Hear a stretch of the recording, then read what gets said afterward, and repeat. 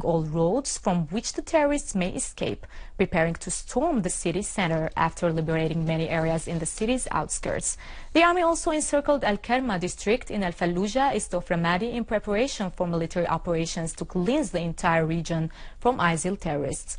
For their part, military field commanders reported that the army arrested a large number of terrorists and killed dozens of them in continuing operations to liberate Al-Ramadi.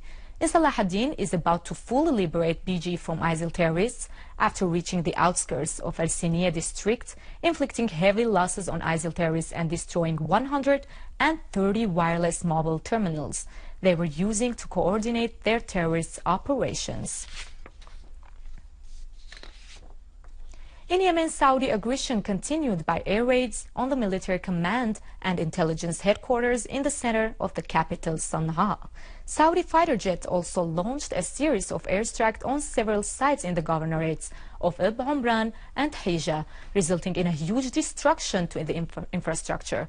For its part, the Yemeni army forces, backed by the People's Committees, continued pounding sites belonging to al-Assad regime in border areas, striking by 5 missiles an air defense base near the airport of Najran. A Yemeni military source said that all the Saudi sites have become targets of the Yemeni army and the People's Committees, especially after Ansarullah movement announced its possession of a new homemade missile system.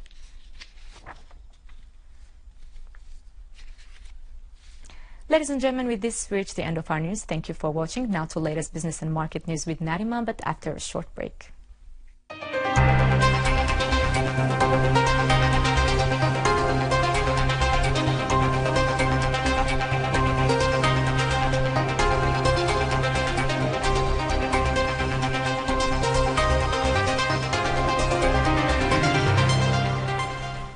Ladies and gentlemen, good afternoon.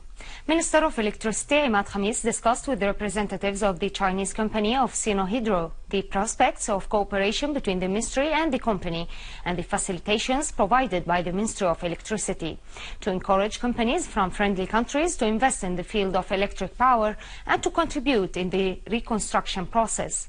Minister Khamis stressed the ministry's keenness to provide an opportunity for all companies wishing to invest in establishing new plants for power generation or in the field of renewable energy, referring to the efforts exerted by Sinohydro company in this field and its quest to secure the necessary funding for these projects from Chinese banks. The two sides agreed that a technical delegation from Sinohydro would carry out a technical survey of the site to prepare a bid and send it to be studied by the General Establishment of Electricity.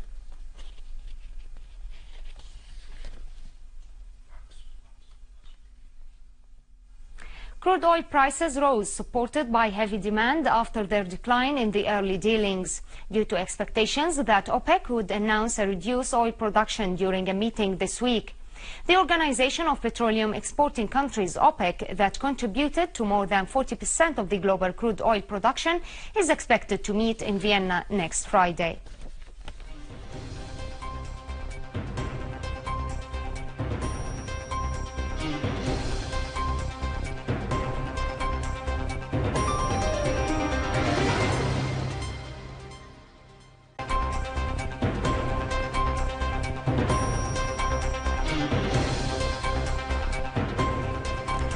Indian shares fell as much as 1.6% today, led by losses in lenders after the central bank did not offer clarity at its policy review on further easing to spur growth.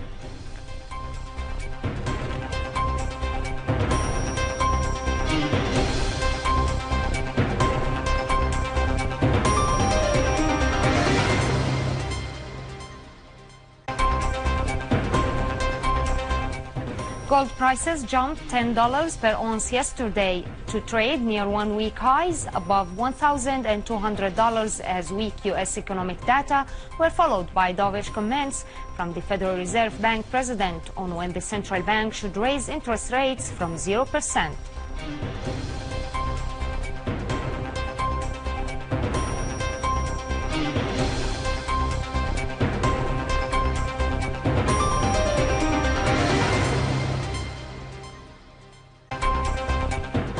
The Central Bank of Syria set the exchange rate of the US dollar against the Syrian pound at 271.33 for banks and 271.35 Syrian pounds for currency exchange companies.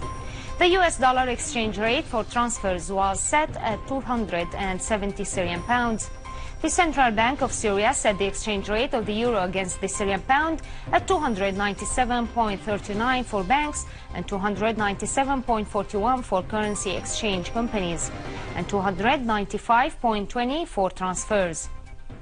And now over to some main currencies exchange rates according to the bulletin of the Central Bank of Syria.